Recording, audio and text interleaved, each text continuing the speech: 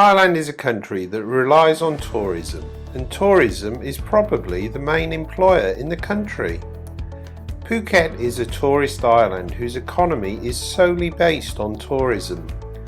Last year the island was full of international travellers, and hotels, bars, restaurants and tour operators were all fully booked.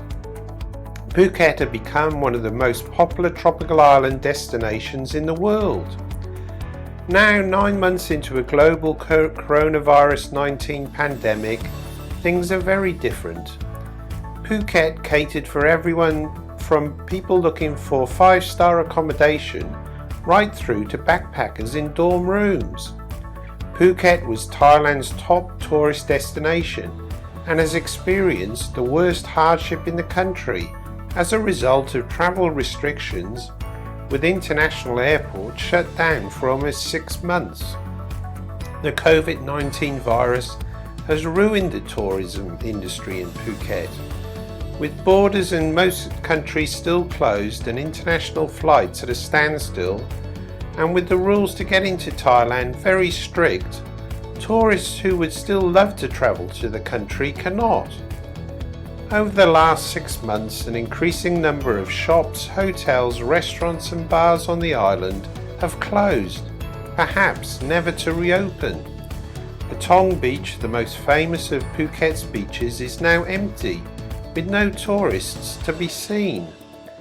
A drive through Patong shows no tourists, a few locals and empty streets lined full of shuttered shops. Most business owners have stripped their shops, left the island and headed back to their homes. Bar girls, waitresses and hotel staff have mostly gone back to their villages in Isan as they have no jobs and no money. Phuket's economy was previously based on attracting 8 to 10 million international visitors a year. With no international visitors, this has devastated the economy of the island. The provincial government has done little to help. Thailand is a country that has no pension system or social security, unlike a lot of Western countries. The Thai government has had a round of cash handouts for people losing their job, but in many cases these have either been negligible and in some cases never turned up. It has been reported that 60% of people have not got any of the money promised. This has led to people with nowhere to go and with no money to look after themselves.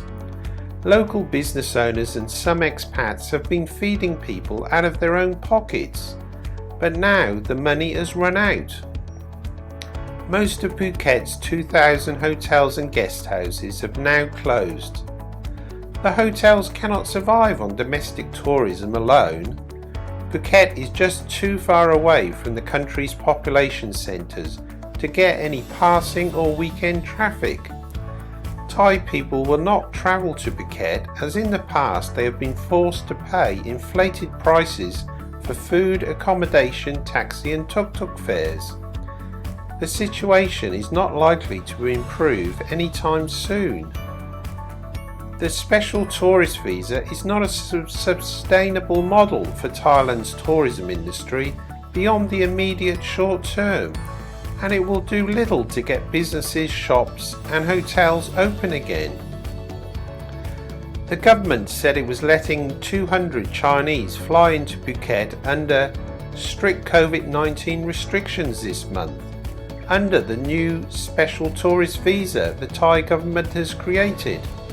However, it now appears that no one in China has actually applied for the special tourist visa. Who would want to stay in their hotel for 14 days quarantine and also pay an inflated price for the privilege?